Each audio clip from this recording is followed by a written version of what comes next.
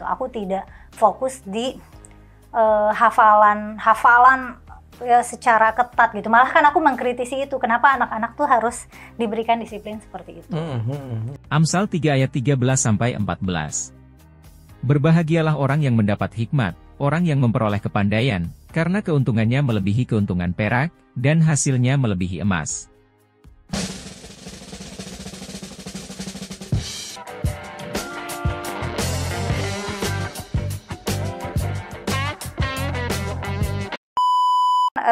Ketertarikan aku mulai meluas ke banyak hal gitu. Aku tidak fokus di hafalan ya, secara ketat gitu. Malah kan aku mengkritisi itu, kenapa anak-anak tuh harus diberikan disiplin seperti itu.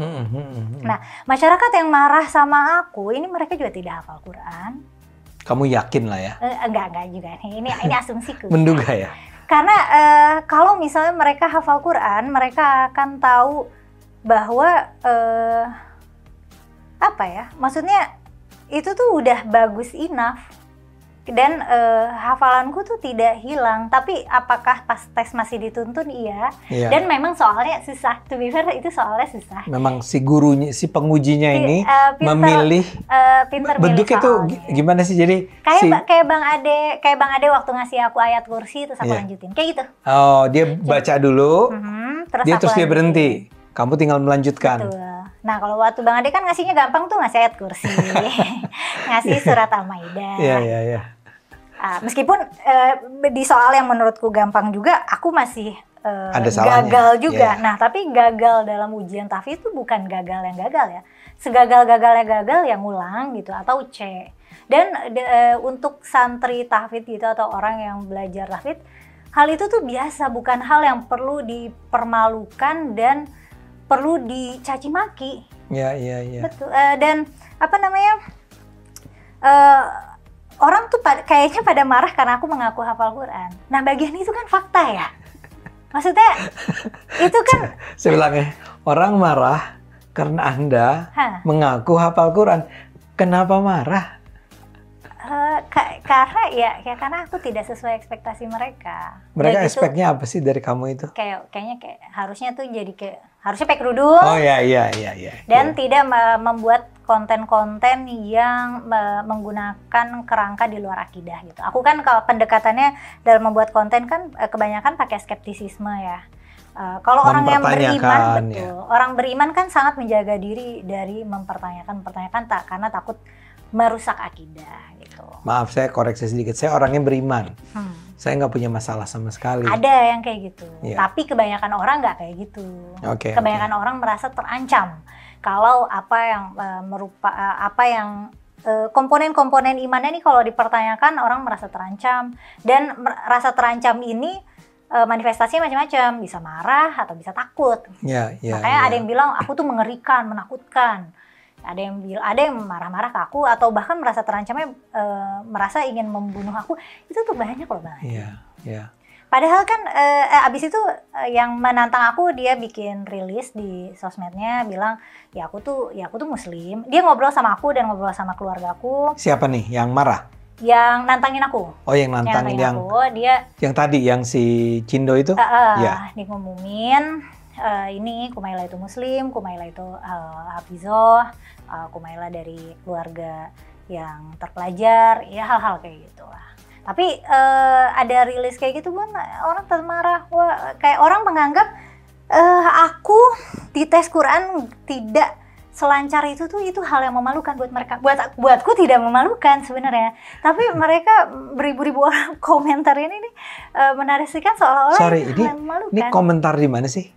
Di Forbidden Questions, di Instagramku dan di Instagram Forbidden Questions, di Twitter juga. Di Twitter ditujukan ke kamu? Ditujukan ke aku, kayak seolah intinya mereka menganggap seperti aku tuh hina sekali dan memalukan sekali gitu lah. Padahal I think orang-orang yang hafal Quran lama gitu, yang hebat sekali, dikasih soal-soal kayak gitu juga pasti akan nggak otomatis, maksudnya ring the bell terus lanjut lancar, karena ring the bell-nya di beberapa tempat nih. Ini bagian ayat yang ini ada di sini, ini bagian yang mana? Nah, karena aku tidak yakin di mana, aku banyak ngetes apakah lanjutannya ini. Terus ternyata pengujinya nuntun aku bukan itu, apakah ini gitu loh. Jadi karena saya nggak lihat ya. Jadi misalnya kalau Bang Ade lihat mah Bang Ade kagum, Bang Ade mah gampang kagum. Ya, saya mau jawab apa ya? Karena memang buat saya pertama-tama bahwa ada orang bisa menghafal berapa ayat, 6.000 ayat itu buat saya nggak masuk akal kalau sampai ada orang yang tidak kagum dengan kemampuan seseorang, terlepas dari dia ngerti atau enggak ya. Maksud saya kan gini, Anda kan tadi mengatakan sebetulnya itu baru satu tahap ya, menghafal itu. Karena yang lebih penting setelah dia hafal, ada berapa tahap sih sebetulnya? Kalau menurutmu? Ada nggak? Bahkan menurutku tahap hafalnya bisa di skip. Kan kita kan kalau mempelajari sebuah ilmu, mempelajari buku kan kita tidak harus menghafalkannya dulu secara verbatim kan. Tapi bisa kita kaji aja. Nah nanti kalau misalnya kita kaji, ya kita tahu itu ada di mana gitu. Kita tahu ini pernah dibahas di Quran dan kita tahu ilmu-ilmu di belakangnya gitu. Tanpa harus menghafalkannya. Kalimatnya seperti apa? Betul, kata per kata secara tepat. Gitu. Ya gini, jadi tapi kembali ke apa yang Anda katakan mengenai bahwa saya sangat mudah kagum. Kekaguman saya terus mata-mata karena kok orang ini bisa menghafal sampai ada 6.000 sekian ayat. Ya, itu buat saya kalau ada orang sampai nggak kagum dengan kemampuan orang menghafal 6.000 ayat, itu doesn't make sense. Ya, pasti kagum. Oke. Jadi saya kagum dengan Anda. Nah orang-orang ini tapi masalahnya dia marah kenapa? Aku nggak tahu. Ada yang berusaha gini, Kumaila tuh bacaannya sama aja kayak keponakan saya yang anaknya 6 tahun. Atau hal-hal kayak berusaha ini belepotan, amburadul gitu-gitu. Kan makanya saya kan nggak nonton ya. Saya nggak nonton. Jadi seamburadul apa sih? Nah itu dia. Aku meragukan masyarakat umum punya kemampuan untuk mengevaluasi aku. Karena aku tuh pernah dievaluasi oleh penghafal Al-Quran terhebat di negeri ini gitu. Iya. Gitu. Dan orang-orang itu memberikan Anda tetap nilai bagus ya?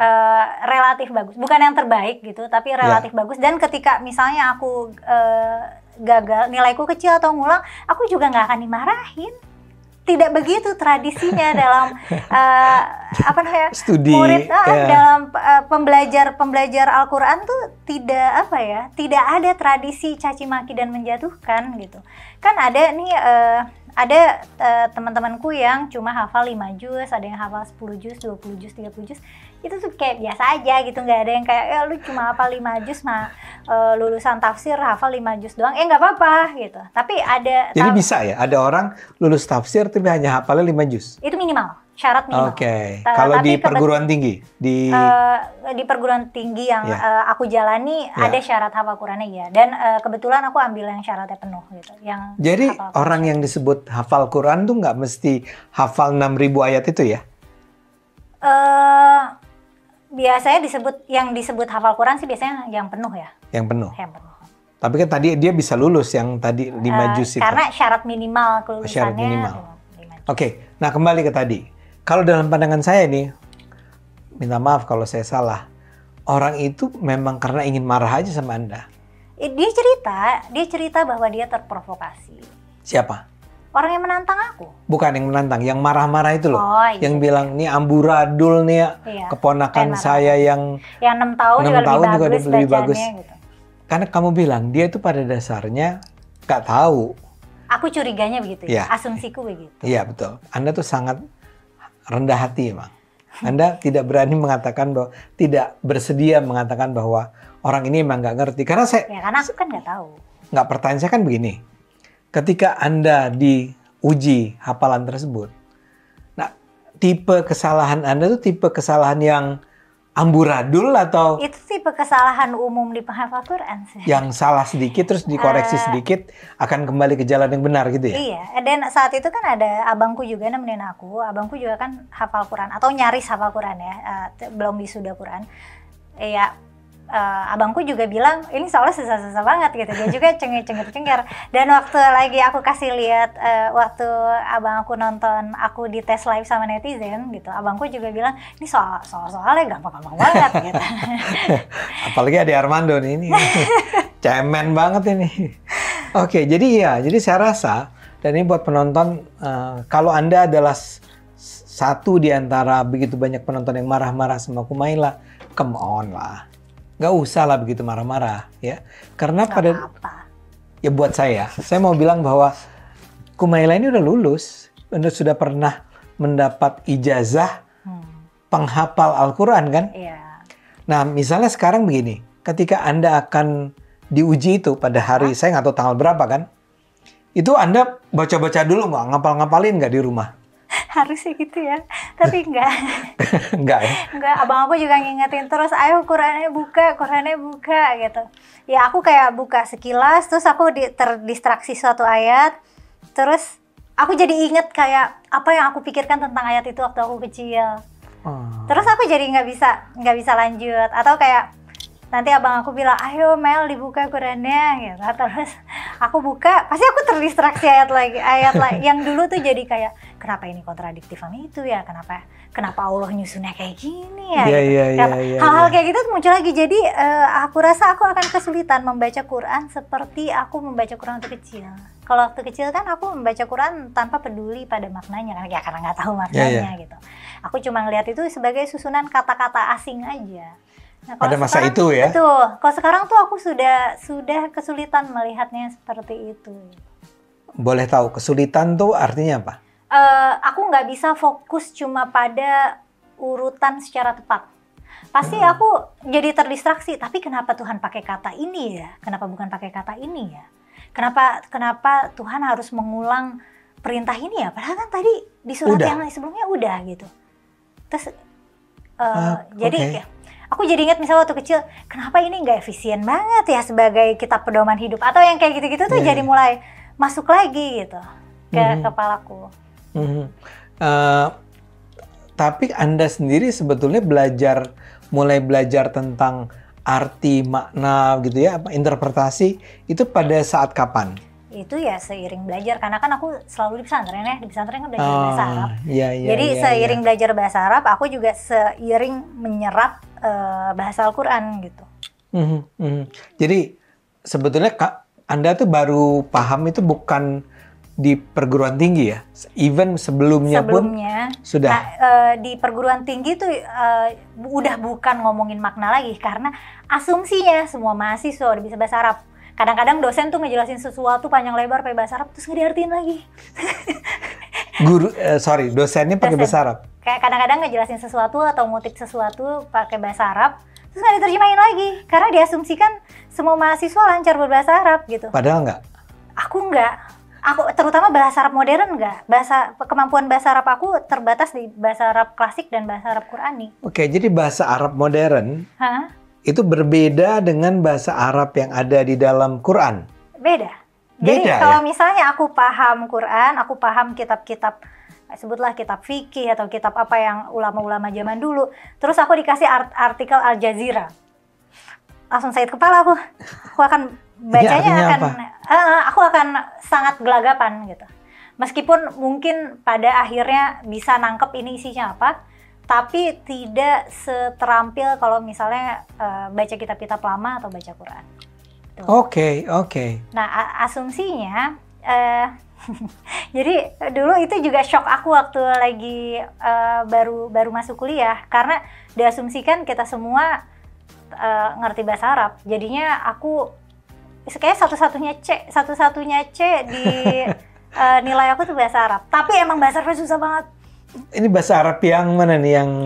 Pelajaran bahasa Arab secara umum. Jadi yang udah modern ya? Udah modern. Iya. Karena misalnya kita belajar bahasa Arab tapi dikasih baca artikel ekonomi gitu. Jadi kayak analisis statistik apa, tapi bahasa Arab itu aku sangat tidak terlatih. Bahasa Arab aku tuh bener-bener sangat terbatas hanya untuk memahami kitab suci dan hadis-hadis terutamanya.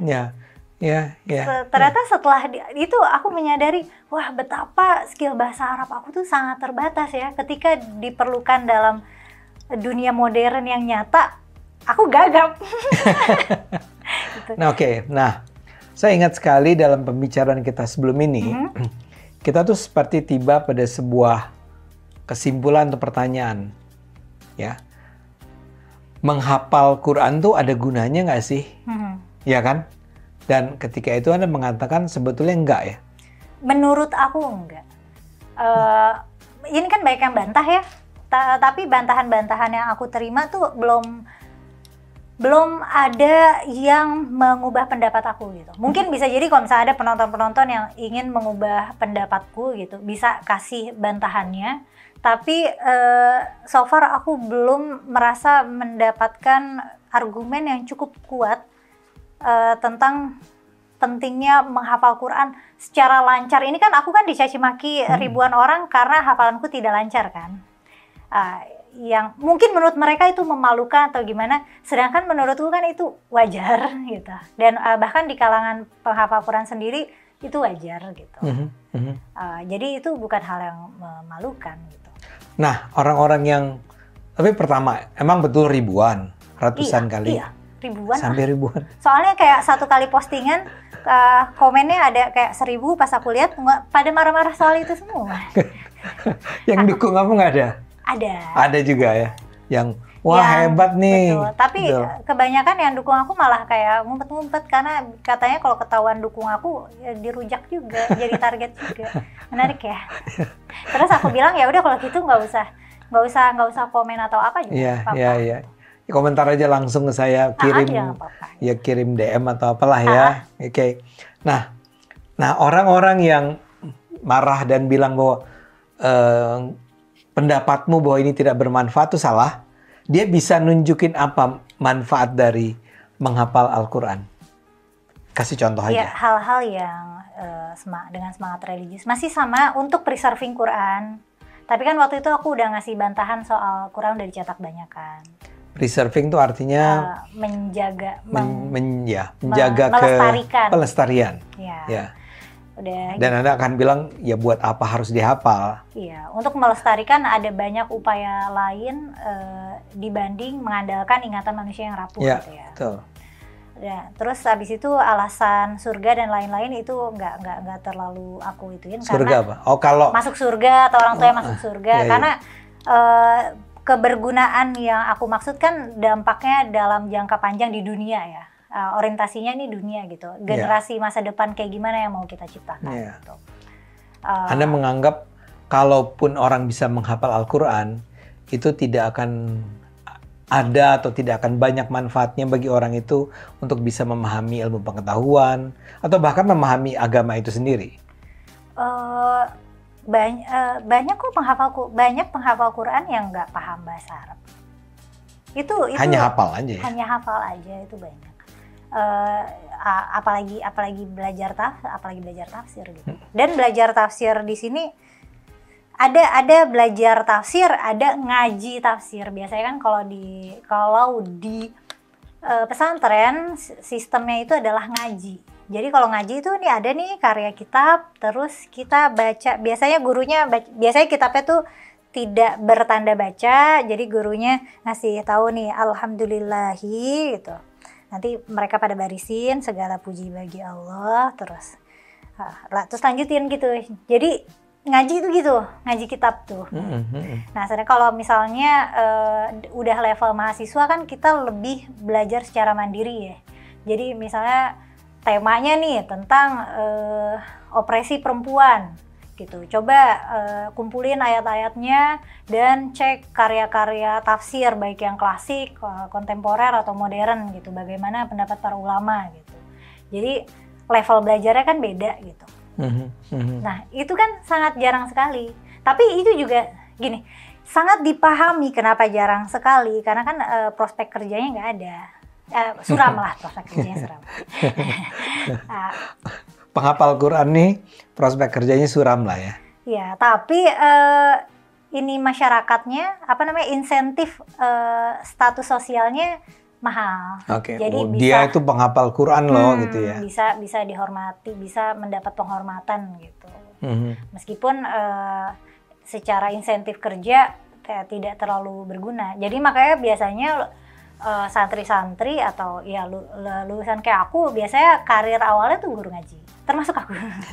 Oh, dulu pernah jadi guru ngaji ya? Sekarang udah nggak? Masih? Kalau ada yang mau ngaji sama aku boleh. Cuman aku mengasumsikan orang nggak mau ngaji sama aku karena aku nggak pakai kerudung. Oh iya. Dan kamu nggak akan berpura-pura pakai kerudung agar dapat murid?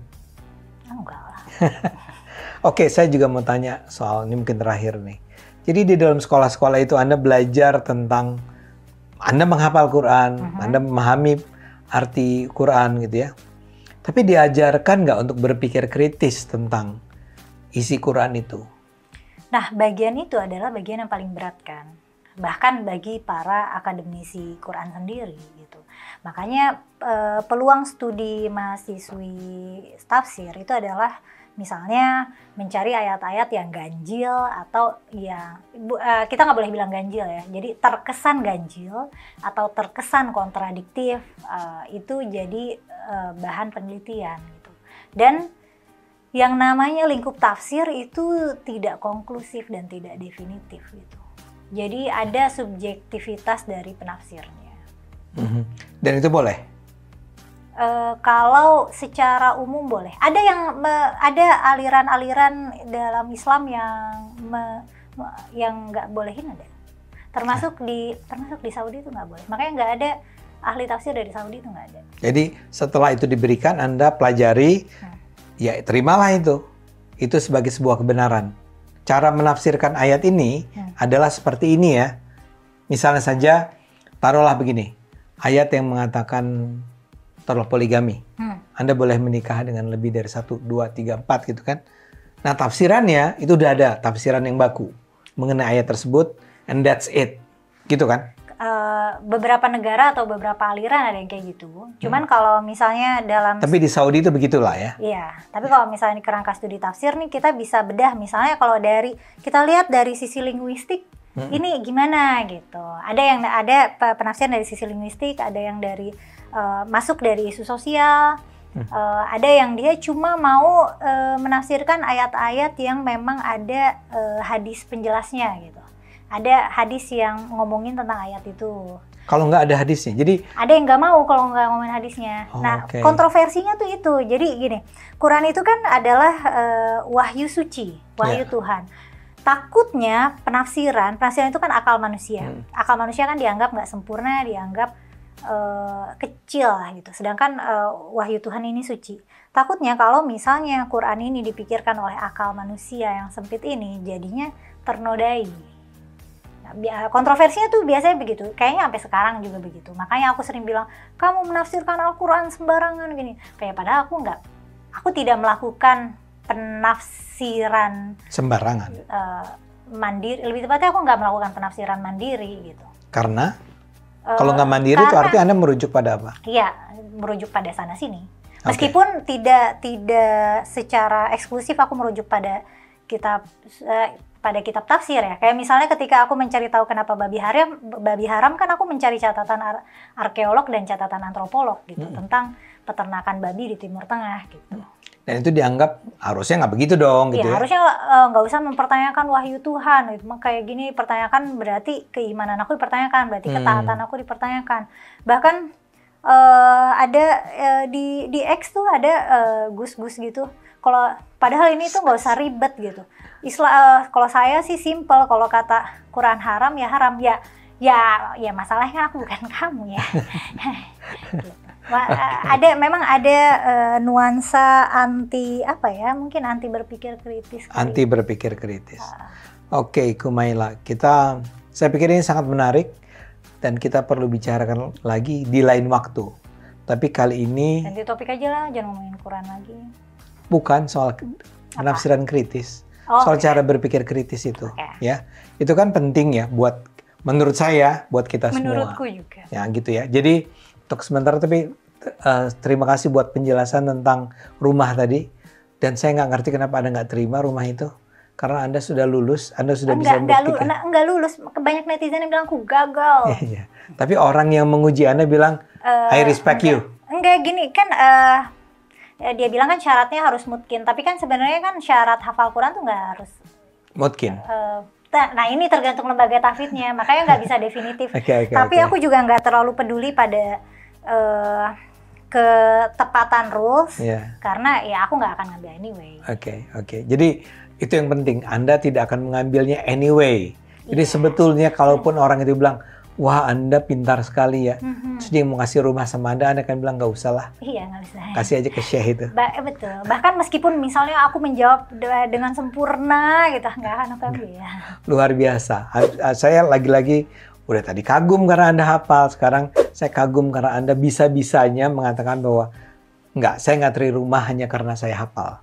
Ya itu kan aku akan merasa salah karena awalnya kan aku cuma iseng tuh untuk naikin ini, ayo gitu ya, ini aku ternyata. Nah habis itu aku juga akan merasa bersalah kalau aku mengambil rumah itu karena aku merasa aku mengeksploitasi kemarahan dan kenaifan orang itu, karena dia cerita dia tuh terprovokasi.